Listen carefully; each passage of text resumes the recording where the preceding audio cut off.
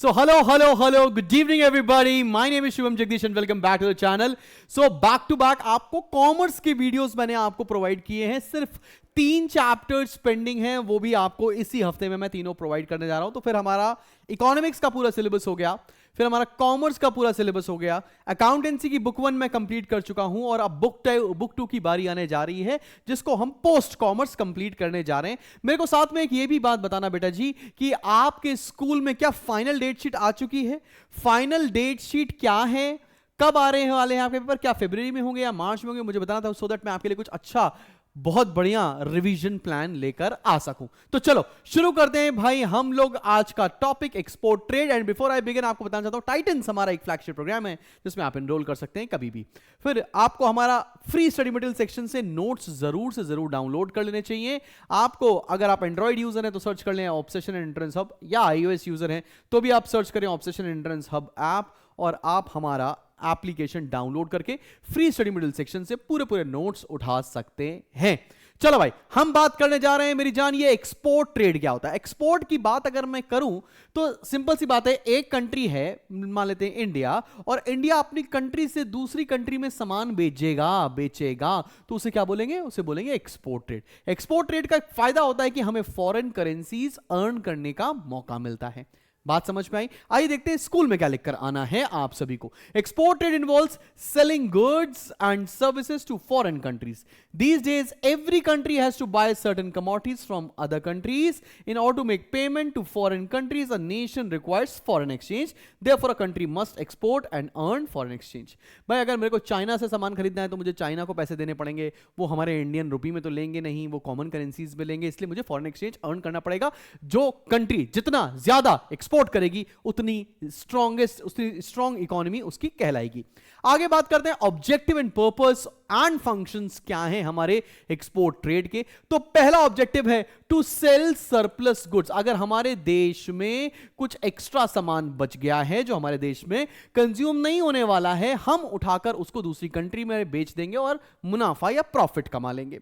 अगला क्या लिखा है, फिर मैं आपको रीड नहीं कर रहा हूं बिकॉज ये आप कर सकते हैं और जहां पर जरूरी लगेगा मैं आपको मार्क भी कर दूंगा. ये नोट्स जरूर डाउनलोड कर लेना. To make better utilization of resources, मतलब मेरी फैक्ट्री है और फैक्ट्री में मैं गुड्स प्रोड्यूस कर रहा हूं तो मैं ज्यादा गुड्स प्रोड्यूस कर सकता हूं जिससे मैं अपने देश में सामान बेच पाऊं और विदेश में भी सामान बेच पाऊं. इससे मैं सारे जो रिसोर्सेज हैं उनका पूर्णतः या 100% यूटिलाइजेशन कर पा रहा हूंगा. आगे बात करें, अगला है टू अर्न फॉरेन एक्सचेंज. क्योंकि हमें फॉरेन करेंसीज को अर्न करना है सो दैट हमें इंपोर्ट के पैसे पे करने में आसानी हो सके, इसलिए हमें एक्सपोर्ट करना होगा. अगला क्या है, टू इंक्रीज नेशनल इनकम. हमारे देश को अमीर बनाने के लिए, हमारे देश की इनकम में कंट्रीब्यूट करने के लिए हमें एक्सपोर्ट करना चाहिए जिससे ज्यादा से ज्यादा कमाई हमारे देश की हो सके. क्लियर है बेटा जी? अगला क्या है, टू जनरेट एम्प्लॉयमेंट. जितना ज्यादा हम सामान एक्सपोर्ट करेंगे उतने ज्यादा हमें वर्कफोर्स की जरूरत होगी और उससे ज्यादा हम लोगों को एम्प्लॉयमेंट अपॉर्चुनिटीज को प्रोवाइड कर सकेंगे. समझ में आ रही है बात? To increase government revenue. जितना ज्यादा मैं कमाऊंगा या एक्सपोर्ट करूंगा उतना ज्यादा टैक्स के थ्रू सरकार को पैसे मिलेंगे तो हमारे देश की सरकार भी अमीर होएगी. अगला क्या है, टू क्रिएट इंटरनेशनल कोऑपरेशन. अगर हम किसी कंट्री में एक्सपोर्ट करते हैं तो उस कंट्री से, एक्सपोर्ट और इंपोर्ट दोनों से ही इनफैक्ट हमारे दो कंट्रीज के बीच में अच्छे रिलेशन स्टैब्लिश होते हैं जिसकी वजह से हमारे देश को जियोपॉलिटिकल फायदा मिलने की उम्मीद रहती है. सब बच्चों को बात समझ में आ रही? कोई भी आप 5 पॉइंट प्रिपेयर कर लेंगे and you can easily go in the examination and right these 5 points. Side heading must होती है, साइड हेडिंग के साथ उसके अंदर का मटेरियल आप अपने शब्दों में भी लिख सकते हैं बट रिलेटेबल होना चाहिए. अब अगर हम बात करें जो कि सबसे इंपॉर्टेंट क्वेश्चन है जो 100% आपके एग्जाम में आने वाला है, वो है एक्सपोर्ट ट्रेड प्रोसीजर. क्या तरीका होता है, कितने स्टेप्स होते हैं, हम सामान को कैसे एक्सपोर्ट कर सकते हैं? आइए इसको डिटेल में जानते हैं. स्टेज 1 क्या होती है? पहली स्टेज को बोलते हैं receiving trade inquiry and sending quotation. मान लेते हैं मैं मोबाइल फोन्स बनाता हूं और मैं इंडिया का एक रेसिडेंट हूं. मेरी मोबाइल कंपनी का नाम है let's say obsession mobile company. अब लोगों को लेट्स से हमारा मोबाइल फोन में दिलचस्पी है, वो खरीदना चाहते हैं, तो वो मुझे सबसे पहले इंक्वायरी भेजेंगे। वो उनके इंक्वायरी के बेसिस पर हम उनको अपनी तरफ से कोटेशन भेजेंगे। ठीक है ना? कोटेशन का मतलब समझ में आ रहा है? तुमने मेरे से चीजें पूछी कि तुम्हारे को क्या क्या इंफॉर्मेशन चाहिए, और मैं बदले में आपकी इंफॉर्मेशन का आंसर दूंगा, आपके क्वेश्चंस का आंसर दूंगा। आओ देखो भाई, first of all, the exporter receives a trade inquiry written request from the intending importer on his और his agent, या तो इंपोर्टर या तो एजेंट आपको एक इंक्वायरी भेजेगा। In the letter of inquiry the importer request the exporter to supply the following information. कैसी कैसी इंक्वायरी भेजता है, कैसी कैसी इंफॉर्मेशन मांगता है एक इंपोर्टर, आओ जरा जानते हैं कि specification of goods and services क्या है, साइज क्या है, डिजाइन क्या है, क्वालिटी क्या है, ब्रांड नेम क्या है, इन सब के बारे में बताओ। क्वांटिटी ऑफ गुड्स कितने आपके पास अवेलेबल है, कितना सप्लाई कर सकते हो, प्राइस क्या होगा, टर्म्स ऑफ शिपमेंट क्या होंगे, टर्म्स ऑफ पेमेंट क्या होगा, ये सारी इंफॉर्मेशन इंपोर्टर मांगता है। ठीक है ना? ठीक है, बात समझ में आ रही है? शेड्यूल ऑफ डिलीवरी क्या होगी, कितने दिनों में माल आप डिस्पैच कर दोगे, डिलीवर हो जाएगा, and date up to which this offer is valid.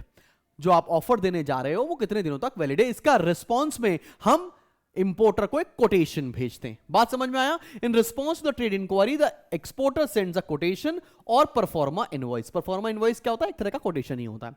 It contains the name and address of the importer, information sort by the importer. तो इंपोर्टर के नाम पे हम एक बड़ा सा लेटर, एक इनवॉइस बनाते हैं और बताते हैं उसके जो भी क्वेरीज थी उसका आंसर देते हैं, इसको कोटेशन बोलते हैं। क्या बात समझ में आ रही है बेटा जी?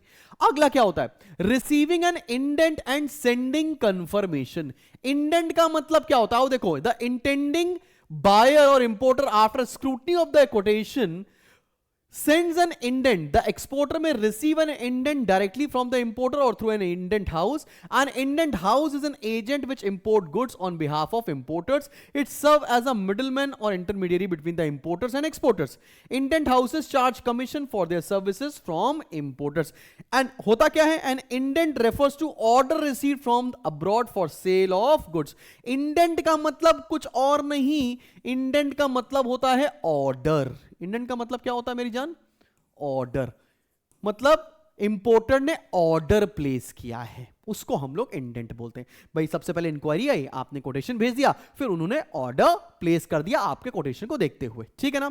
इसमें क्या क्या डिटेल्स होंगी? कितना सामान चाहिए, क्या क्वालिटी होगी सामान की, उसके बाद क्या प्राइस है, क्या नेचर ऑफ पैकिंग है, कैसे सामान को पैक करना है, किस शिपमेंट से आप भेज रहे हैं, कितने दिनों में डिलीवरी होने वाली है, और वो कैसे पैसा पे करेंगे। An indent is generally prepared in duplicate. One copy is sent to the exporter, the second copy is filed to the imported for his record. तो दो कॉपी होती है, एक इंपोर्टर अपने पास रखेगा और एक इंपोर्टर एक्सपोर्टर को भेज देगा। बात समझ में आई? तो तुमको अभी तक की क्लियर हो रही है? अब इंडेंट के भी ना बहुत सारे टाइप्स होते हैं, ये उतने इंपॉर्टेंट नहीं है लेकिन पढ़ना थोड़ा सा जरूरी है। एक होता है ओपन इंडेंट। इसका मतलब in this type of indent the importer authorises the exporter to decide the quality and price of goods to be sent. The exporter is expected to exercise his best judgment in the choice of goods. मतलब यहां पर exporter free होता है, exporter decide करेगा वो कौन सी quality भेजेगा और किस प्राइस पर भेजेगा। ये है ओपन इंडेंट। अगला है क्लोज इंडेंट। यहां पर क्या होगा? In close indent the importer gives full details regarding the quality and price of the goods. कौन सा सामान किस प्राइस पर एक इंपोर्टर खरीदने वाला है, ये इंपोर्टर एक्सपोर्टर को बताएगा, इसे बोलेंगे क्लोज इंडेंट। आगे बात करते हैं कंफर्मेटरी इंडेंट। इसका मतलब an indent which is subject to the confirmation by the importer और his agent is known as confirmatory indent. मतलब कंफर्मेटरी इंडेंट का मतलब क्या है? जब सेलर बता देगा कि मैं ये क्वांटिटी, ये क्वालिटी और इस प्राइस पर आपको सामान भेजने वाला हूं, तो उस पर जो इंपोर्टर है वो कंफर्मेशन देगा, उसको बोलते हैं कंफर्मेटरी इंडेंट। आज के डेट में सबसे ज्यादा यही कंफर्मेटरी इंडेंट ही चलते हैं। अब तीसरी बात पर आते हैं, स्टेज नंबर 3 हो गया। पहला क्या हो गया? आपको इंक्वायरी आई, कोटेशन सेंड कर दिया, उसके बाद आपने क्या किया?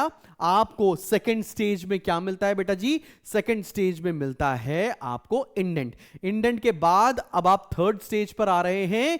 थर्ड स्टेज क्या आ रहा है? Securing letter of credit. Letter of credit की बात करें तो क्या होता है भाई? लेटर ऑफ क्रेडिट होता क्या? It is an undertaken by the issuer that the bills of exchange drawn by the foreign dealer on the importer will be honored on presentation upon a specified amount. It is a guarantee by the bank to a foreign dealer. अब देखो, कई बार तुम्हारे दिमाग में ख्याल आता होगा कि मैं चाइना से सामान इंपोर्ट कर लूं और चाइना जब हमको अपना सामान भेज देगा तो मैं उनको पैसे क्यों दूं? मैं तो पैसे दूंगा नहीं, बोलूंगा टीली लीली पैसे है ही नहीं मेरे पास। ऐसा नहीं कर सकते हैं, क्योंकि इंपोर्ट और एक्सपोर्ट में लगता है letter of credit. Letter of credit का आसान शब्द है बैंक गारंटी। अगर इंपोर्टर ने पैसा नहीं दिया तो बैंक गारंटी होगी, बैंक पैसा भरेगा एक्सपोर्टर को। इसको बोलते हैं लेटर ऑफ क्रेडिट। बिना लेटर ऑफ क्रेडिट के कोई भी इंपोर्ट एक्सपोर्ट रिलेशनशिप नहीं बना सकते।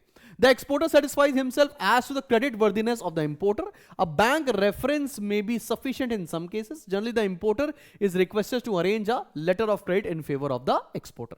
तो एक लेटर ऑफ क्रेडिट इशू करता है इंपोर्टर का बैंक, किसके लिए? एक्सपोर्टर के लिए, कि भाई अगर कुछ भी दिक्कत आती है तो बैंक पैसा आपको दे देगा। इसको बैंक गारंटी भी कहते हैं।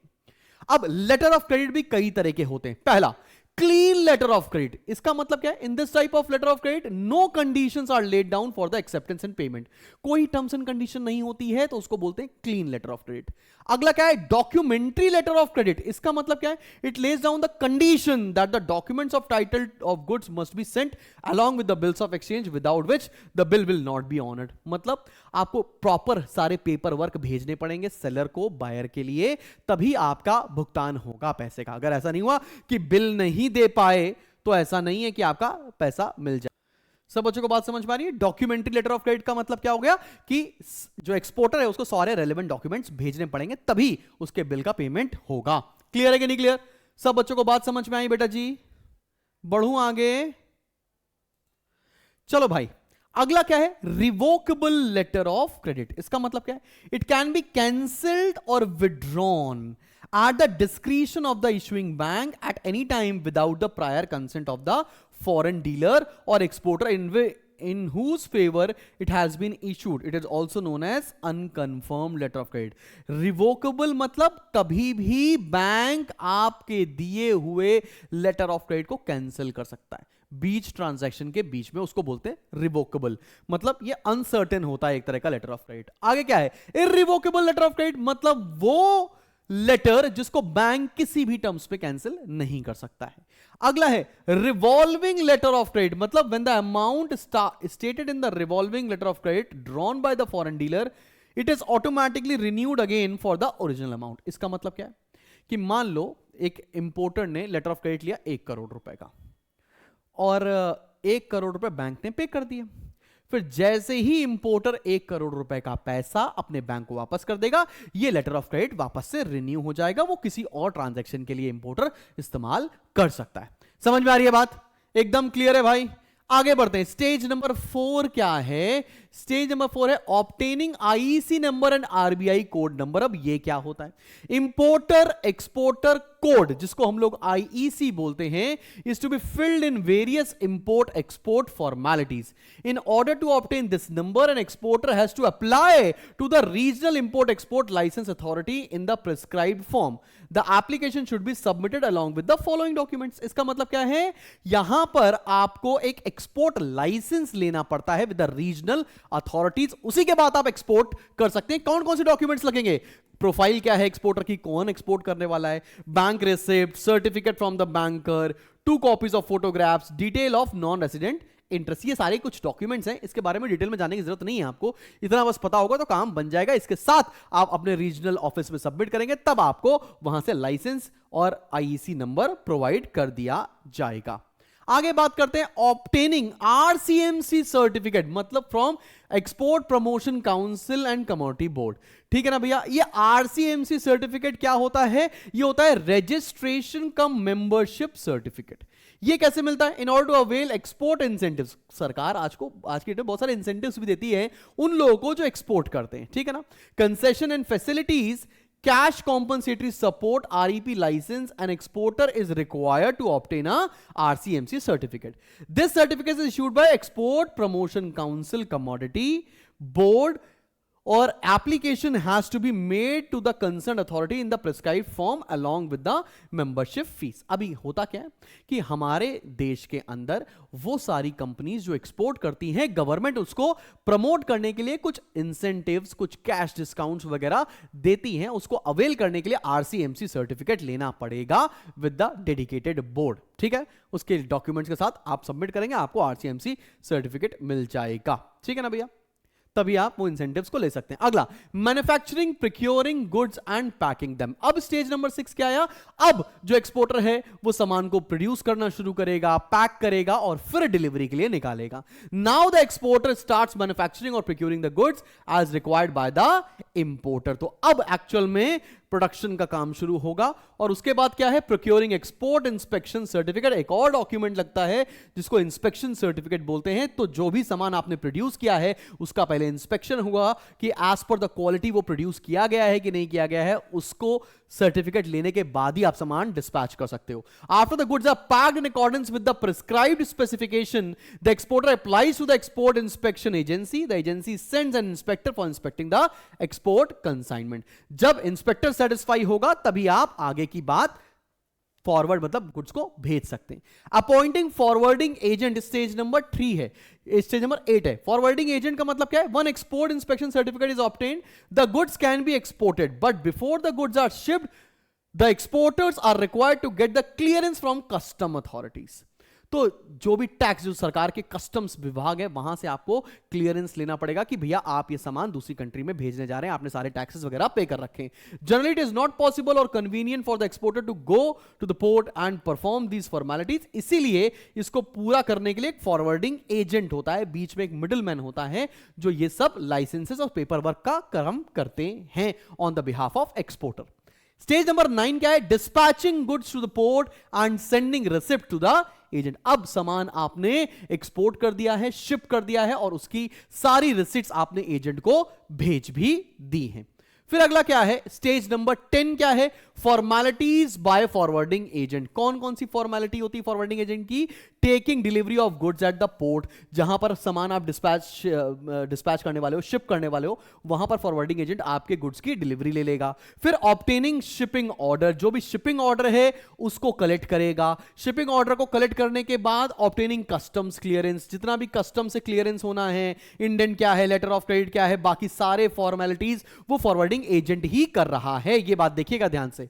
फिर पेइंग डॉक ड्यूज, जो भी पोर्ट पर आपको पैसे पे करने पड़ते हैं, जो भी फीस पे करनी पड़ेगी वो फीस पे करनी पड़ेगी। Then obtaining permissions for shipment, फिर आपको सामान भेजने के लिए, जो शिपमेंट करने के लिए आपको जो परमिशन लेनी पड़ती है वो भी आपका फॉरवर्डिंग एजेंट ही कलेक्ट करेगा। सिक्योरिंग मेड्स रिसिप्ट, और कई बार ये मेड्स रिसिप्ट पूछ लेते हैं। क्या होता है? When the goods have been loaded on the ship, the captain of the ship और his assistant called mate issues a receipt that the mate's receipt, मतलब सामान शिप पर लोड हो गया है, कैप्टन उसके लिए एक रिसिप्ट इशू करता है, उसको मेड्स रिसिप्ट बोलते हैं। And obtaining bill of lading, bill of lading मतलब सामान लोड हो गया और उसका ये बिल है। ठीक है।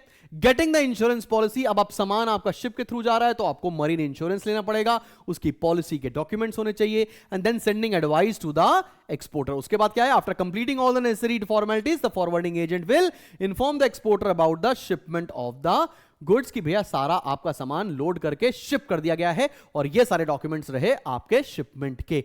इस तरह से इतना टीडियस तरीके से आप एक्सपोर्ट करते हैं। अब आते हैं स्टेज नंबर 11 पर, वो है getting certificate of origin. Again a very very important point. Import regulations of foreign countries में require that all import consignment must carry a certificate of origin. होता क्या है?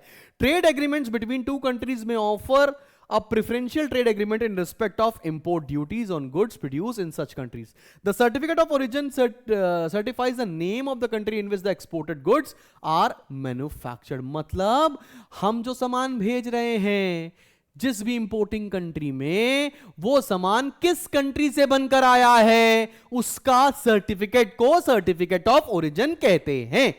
स्टेज नंबर 12 क्या है? Getting consular invoice. ये क्या होता है? When the import duties are charge, जिसको वैट बोलते हैं, the custom authorities will have to open the packages to calculate duties. To avoid this problem, the exporter procures a consular's invoice and sent to the importer. The value of the goods and other particulars are stated in the invoice. It is signed by the consular of the importer's country stationed in the exporter's country. अभी देखो, जिस country में हमको सामान भेजना है उसका एक डिपार्टमेंट हमारी कंट्री के अंदर भी होता है, वहां से कंस्यूलर इनवॉइस ले लेते हैं ताकि अब जब सामान इंपोर्टर के पास पहुंचा है तो सामान को खोल खोल कर देखने की जरूरत नहीं है। यह कंस्यूलर इनवॉइस बताती है कि सारे टैक्सेस पेड हैं, अब आपको सामान खोलने की यहां पर जरूरत नहीं पड़ रही होगी। क्या बात समझ में आ रही है सब बच्चों को यहां तक? आगे बात करें, स्टेज नंबर 13 क्या है? Preparing commercial invoice and submitting documents to the banks. Now the exporter prepares a commercial invoice for the goods shipped. It is prepared in triplicate according to the terms and conditions according agreed upon between the importer and the exporter. After preparing the invoice, the exporter submits the relevant documents, commercial invoice, bill of leading, insurance policy, certificate of origin, सारे documents अपने bank पर जमा करता है ताकि bank अब exporter को payment कर सके। तो इसे क्या बोलते हैं? Preparing commercial invoice and submitting documents to the bank. और लास्ट स्टेज है आपकी सिक्योरिंग पेमेंट। मतलब ये क्या कहना चाहता है? The exporter obtains payment either by means of documentary letter of credit और through documentary bill of exchange. किसी भी तरह आप एक्सपोर्टर को पेमेंट कर देते हैं, दोनों डीए या डीपी के थ्रू। ठीक है ना? तो और उसके बाद स्टेज नंबर 15 क्या है? Claiming export incentives. सारा एक्सपोर्ट हो गया, अब अपने भारत सरकार से जो भी इंसेंटिव्स थे वो प्रोक्योर कर सकते हैं। जैसे कि क्या?